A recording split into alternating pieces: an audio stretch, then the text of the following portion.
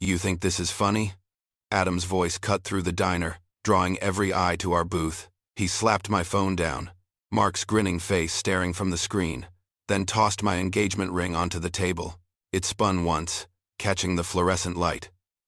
You can keep the ring, but I want you out by morning. His gaze was ice, a promise of absolute solitude. My hands were still shaking. Though I'd been alone in the quiet apartment for 2 hours now, the phone lay face down on the kitchen counter. But I didn't need to see it, to know the glow of Mark's messages still lingered on the screen. Hundreds of them, a digital record of betrayal that felt impossibly heavy, each unread word a brick in the wall that now separated me from Adam. 3 years of shared meals, quiet evenings, and the easy rhythm of our lives, all gone in a single, public moment at the diner. Adam's voice was still in my ears. I want you out of my house by tomorrow evening. Don't make this harder than it needs to be. His voice hadn't wavered. Mine had. It was my fault. I knew it. Always had. That familiar, ugly jealousy. A tight knot in my gut. Needing to be fed. The relentless drive to win. To always be one step ahead. To prove I was better, smarter. More important, it stemmed from somewhere deep. A hollow ache I couldn't quite name. A desperate need for control that always ended up controlling me. I'd seen it in myself before, brushed it aside, blamed circumstances.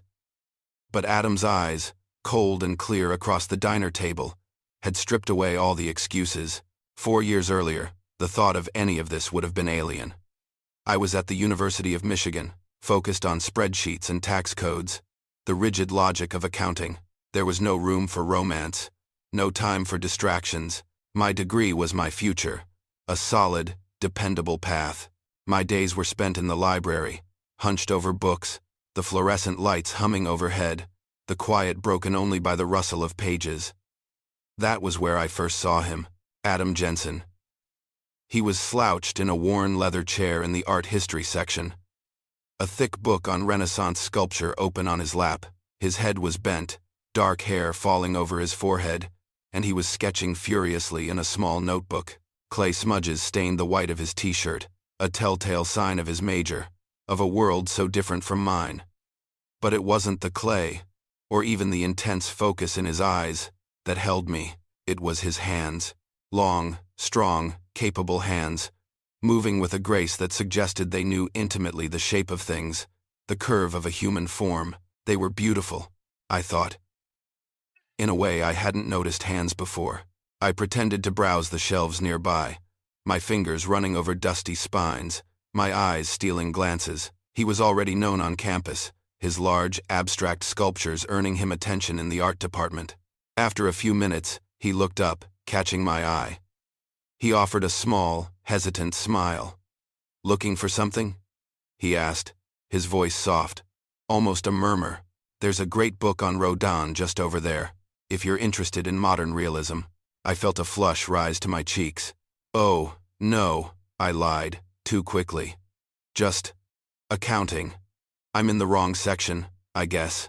My gaze darted around, landing on the ornate covers of art books, though I suppose I could use a break from numbers. Any good suggestions? I tried to sound casual, interested. A new convert to culture. His eyes lit up then, the hesitant smile deepening into something genuine. He closed his own book, picked up another. "Here," he said, holding out a volume on Michelangelo. "See how he captures movement in marble, the sheer force of will in David's stance." He flipped to a page, pointing out a detail, his finger tracing a line on the glossy paper. His passion was almost palpable. A warm current in the sterile quiet of the library. I nodded, pretending to understand the nuances of chisel strokes and anatomical precision. But mostly, I just watched his face. The way his brows furrowed. The intensity in his gaze. The slight smile that played on his lips as he spoke of art. My interest became a calculated campaign. I started showing up at the campus coffee shop at the same time he usually took his breaks, ordering the same black coffee he did. I joined the Art Appreciation Club, enduring tedious lectures on Cubism and Impressionism, hoping he might show up to one. I took long, circuitous routes to my own classes, ensuring I walked past his studio at least twice a day, slowing my pace, hoping for a glimpse of him through the large windows, working on some new piece of clay or stone. One afternoon, Brenda Peterson, my best friend, caught me in the act. She was leaning against the wall outside the Fine Arts building, her arms crossed, watching me with an amused expression. She had that way of seeing right through you. No filter.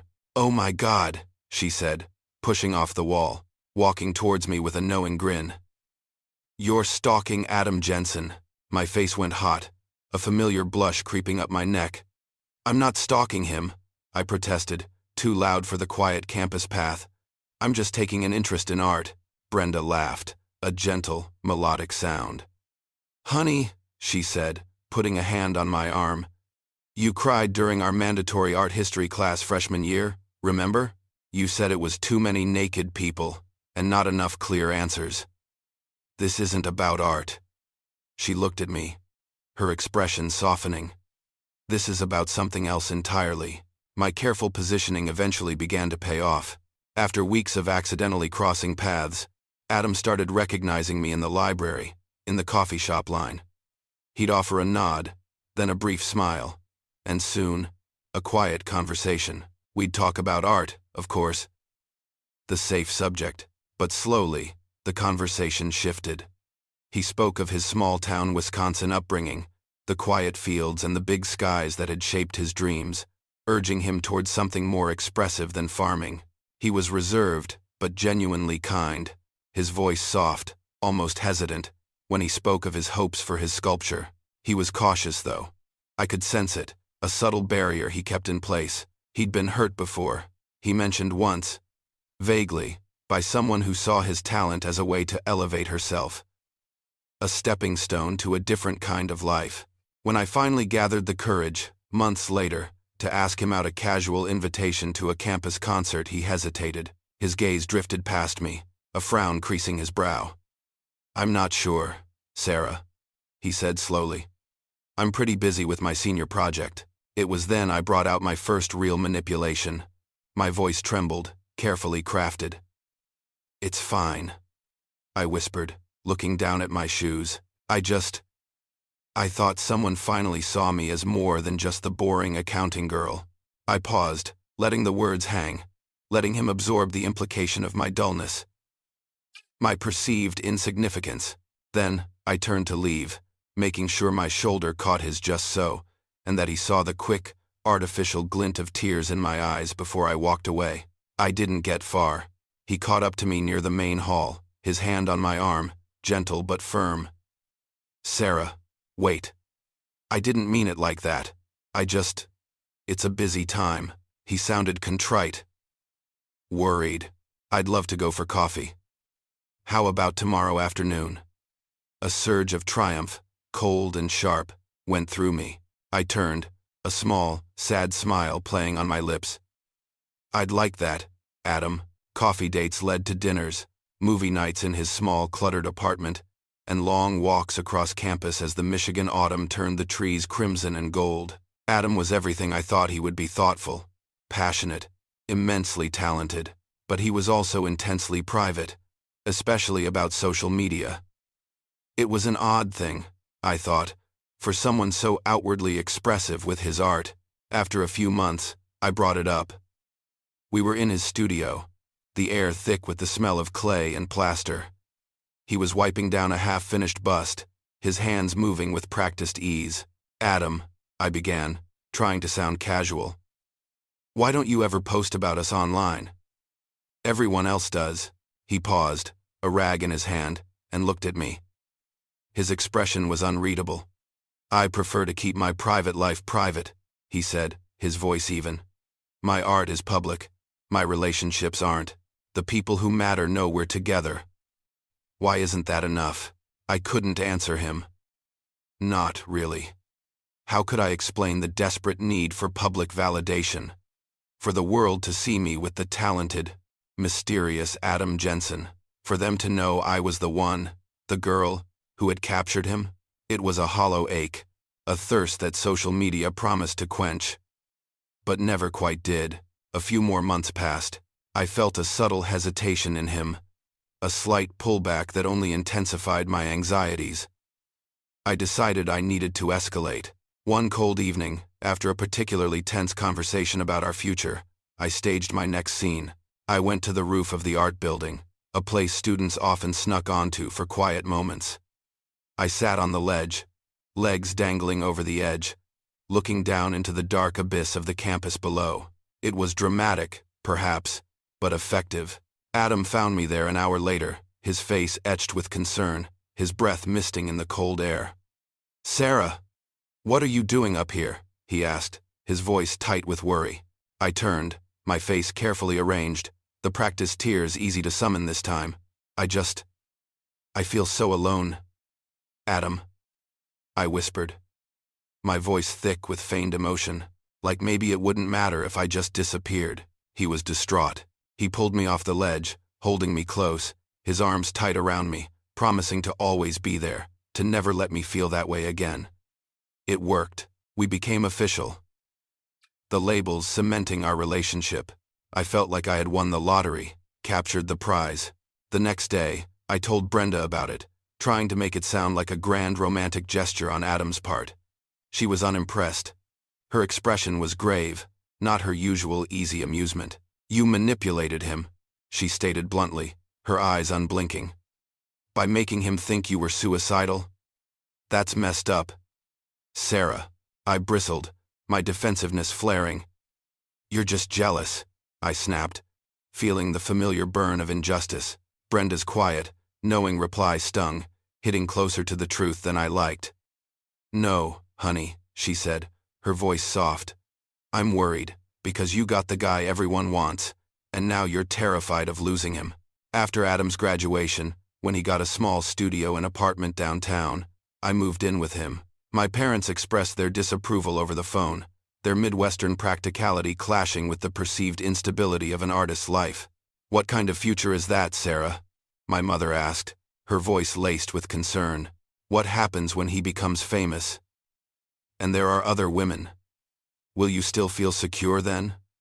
Her question, though meant to caution, only amplified the fear already simmering inside me. Living with Adam was both wonderful and terrifying. Wonderful because he was everything I'd wanted, talented and kind. Terrifying because every day, I saw all the ways I might lose him, especially at his small gallery openings, where other women, art students or collectors, would orbit him, their eyes lingering, flirting under the guise of artistic appreciation. I watched them, my stomach twisting, feeling the familiar, tightening knot of insecurity, the deep-seated insecurity within me, the one Brenda had so clearly identified, began to fester. Adam's gallery shows, once a source of pride, became battlegrounds in my mind. Every woman who admired his work, every casual compliment, every lingering glance, transformed into a perceived threat. His casual, open nature, which I had once found so charming, now seemed like an invitation for others. My jealousy, a cold ember at first, now burned with a quiet, constant heat. I began to subtly check Adam's phone. A quick glance while he was in the shower. A scroll through his emails when he left his laptop open. I rationalized it as a need for reassurance, a way to protect our relationship. If I knew what was happening, I could prevent any potential danger. It wasn't about distrust, I told myself. It was about love. About wanting to keep what we had. One evening, a trivial disagreement about Adam working late in his studio escalated. He'd missed dinner again, absorbed in a new commission, and I'd been alone in the apartment, listening to the quiet hum of the refrigerator. When he finally came home, smelling of clay and turpentine, the question about his late night turned into an accusation. He had seen the look on my face, the familiar tension in my shoulders. "It feels like you don't trust me at all, Sarah," Adam said, his voice tired and tinged with a pain I pretended not to hear. He sank onto the sofa, running a hand over his face. "You're always waiting for me to mess up, aren't you? Like I'm going to find someone else." I felt a surge of indignation. He simply didn't understand. My actions weren't out of controlling fear. They were out of a profound, overwhelming love. I believed I was holding us together, fighting for us. He just couldn't see it. He saw suspicion, where I saw vigilance, feeling lonely and wounded after the fight, the words echoing in the quiet apartment. I decided to attend a professional networking event for my accounting firm alone. Adam had suggested I go, a subtle hint that I should pursue my own interests, that I needed to breathe outside of his orbit. The ballroom of the downtown hotel was a blur of polite chatter and clinking glasses, a world away from the quiet intensity of Adam's studio. It was there I met Mark Davis. He was from a different department, charming and charismatic, with an easy smile that seemed to light up the room. He spotted me standing by the bar, nursing a seltzer, looking out of place amidst the confident buzz. "Rough night?" he asked, a twinkle in his eye, offering me a fresh drink without me having to ask. He listened attentively as I spoke, not about Adam, but about my work, my ambitions, the structured world of numbers that I knew so well. His flattering compliments and overt interest made me feel seen in a way Adam, engrossed in his art, hadn't recently. Mark made me feel like I was the most fascinating person in the room, not just a worried girlfriend. "You look too smart and beautiful to be so pensive," Mark remarked, his gaze lingering on my face, making a blush creep up my neck despite myself. He wasn't just talking to me. He was truly looking at me. I found myself enjoying the easy, unburdened conversation. It was a dangerous distraction, a smooth balm on the raw wounds of my internal turmoil. He made me laugh, genuinely laugh, for the first time in days. We talked about silly office anecdotes, about future career goals, about nothing and everything. The ease felt intoxicating, a temporary escape. Before I left, we exchanged numbers. Ostensibly, it was for professional connections, a useful networking contact, but as his fingers brushed mine, and his eyes met mine, an undeniable current of attraction hummed between us. A flicker of guilt surfaced, a brief, sharp pang in my chest, but I quickly dismissed it, pushing it down. It was harmless, I told myself. Just talking. Just a conversation. It meant nothing. The text messages between Mark and me began subtly. Innocuous at first, a quick question about a client, a shared office joke. But within days, they morphed into something else entirely.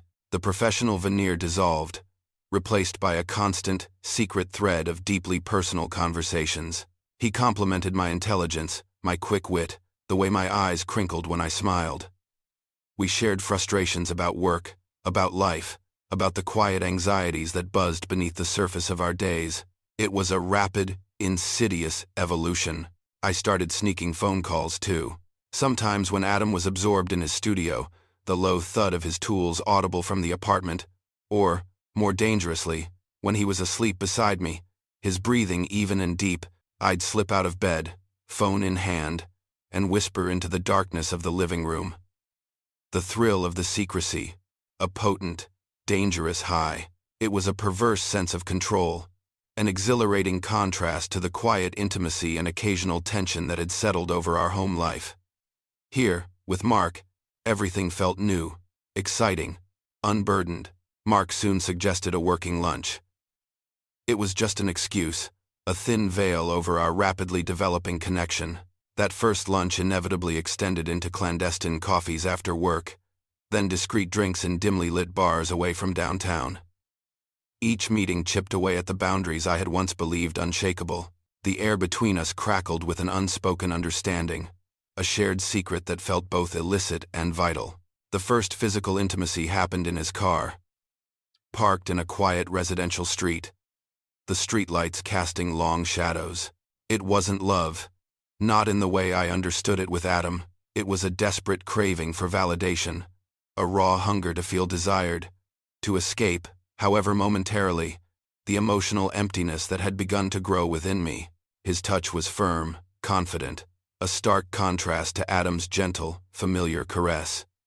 In that moment, the world outside, Adam, my guilt, all faded.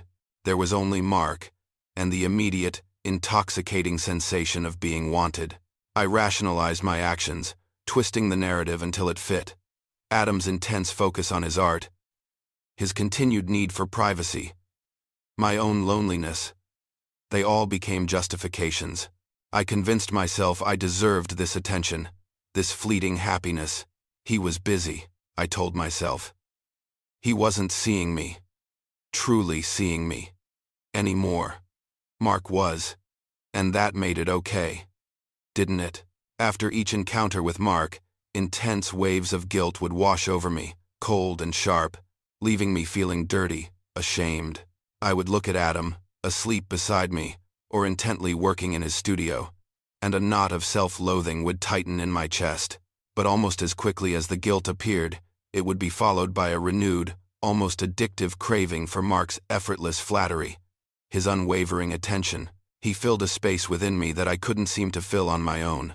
Adam, with his quiet nature and deep absorption in his work, noticed my increasing distraction, though he misunderstood its source. He saw my phone always close, my distant gaze, my tendency to check out during conversations. He attributed it to stress from my demanding accounting job, the long hours, the relentless numbers. He would gently suggest I take a break, go for a walk, or simply rest. During one quiet dinner, a chasm of unspoken lies and secrets opened between us.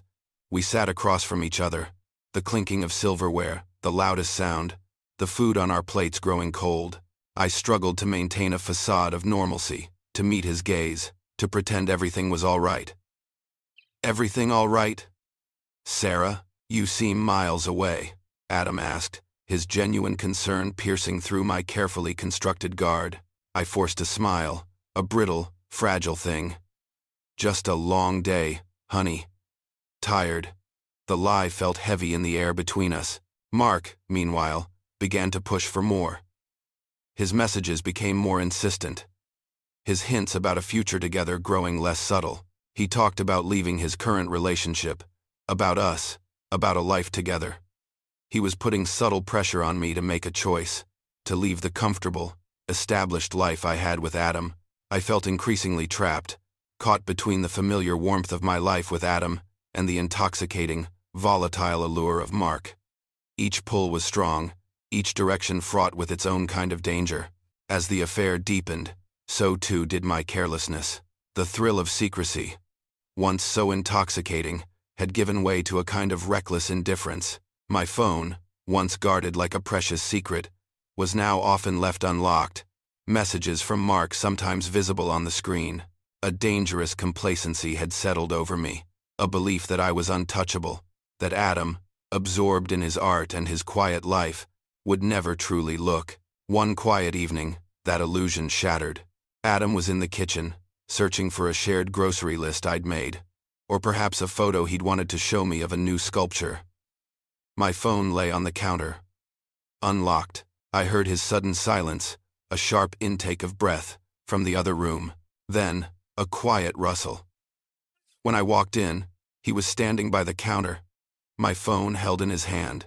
Hundreds of intimate, incriminating messages scrolled across the screen, a digital tapestry of my betrayal. Jokes, plans, declarations of affection, every word a knife.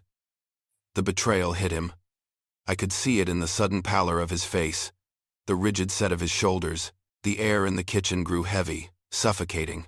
He turned slowly, his eyes, usually warm and gentle, now flat, devoid of light. His voice was a tight, barely controlled whisper of pain. "What is this, Sarah? Who is Mark Davis?" The words were barely audible, yet they hit me like a physical blow. My world imploded. The carefully constructed edifice of my double life collapsed in an instant. I tried to deny, to explain, to minimize, but the damning evidence on the screen was undeniable, suffocating. My breath caught in my throat. "I can explain. Adam, please," I pleaded, genuine tears streaming down my face this time, a desperate, raw cry for mercy. The truth was ugly, stark. Adam didn't move. He simply stared at the screen, then at me, then back at the screen. He was utterly devastated. His carefully guarded trust, painstakingly built over years, shattered into a million pieces. "You lied to me," he said, his voice cracking. "Every single day. About everything." I saw the memories flash in his eyes. Brenda's earlier warnings, my past manipulations, the feigned tears, the fabricated moments of vulnerability. He was seeing them now in a stark, horrifying new light. not as isolated incidents, but as a pattern of deceit, a foundational rot that had defined our entire relationship. All this time, everything was a lie, wasn't it? Adam asked, his voice breaking now, tears welling in his own eyes, glistening under the kitchen lights. Just another way for you to feel like you were in control. I sank to my knees, begging for forgiveness, promises tumbling out of me. I swore I would end it immediately, that my love belonged only to him, that I'd been lost, confused. But now I knew. I reached for him, clinging to his jeans, desperate to hold on to the life I was rapidly losing. But he pulled away, gently but firmly. He looked down at me, at my streaming tears, and I saw it in his eyes. He recognized the familiar, manipulative pattern. This time, the stakes were too high, the trust too broken to mend. He had seen through me, completely, finally, and there was nothing I could do. With a quiet, crushing finality, Adam delivered the sentence, his voice flat, devoid of emotion. I want you out of my house by tomorrow evening. Don't make this harder than it needs to be. For those navigating their own complicated paths, stick around to the end to see how life's costly choices unfold. The next morning, the once warm Midwestern home felt like an empty, echoing tomb of broken promises. Adam had left early, a note on the kitchen table stating he'd be at his studio, that I had until evening. I moved through the rooms mechanically, packing my belongings into boxes and suitcases. Each item I touched, a book, a photograph, a piece of clothing, felt heavy with the weight of what I had destroyed. The silence was deafening, broken only by the scrape of tape and the rustle of tissue paper. Later, in a desperate, futile attempt to erase a past that would forever be etched into my memory and soul, I deleted the hundreds of messages with Mark. The glowing screen went blank, but the damage was irreversible. The words, the laughter, the illicit thrill, they were all gone from the digital record, yet burned into my mind. I called Mark, briefly, to tell him what had happened. His response was casual, almost dismissive. He was disappointed, of course, but he moved on quickly, his shallow interest exposed for what it was. He offered no comfort, no real remorse, leaving me with nothing but the cold realization of his fleeting importance. A few days after I moved out, Brenda Peterson called. Her voice was a conflicted mix of support and a somber, "I told you so," subtly woven into her concern. We spoke for a long time, the familiar comfort of her voice, a strange contrast to the sharp edges of her truth. Her words cut deep, precise and unflinching. "I warned you about your need for control, Sarah," she said quietly. "You didn't just get the guy, you chipped away at him, and at yourself. Until nothing real was left." The line went silent, her statement hanging in the air, undeniable. I faced the stark consequences, profound loneliness that settled in my bones, crippling shame that followed me like a shadow. Friendships, already strained by my self-absorption, now felt irrevocably damaged. And the small, tight-knit community, aware of Adam's public standing, would inevitably whisper, tarnishing my professional reputation. My carefully constructed life, built on ambition and manipulation, had crumbled, leaving behind a vast, desolate emptiness. I finally, truly reflected on my deep-seated insecurity, that desperate craving for external validation that had been the engine of my actions.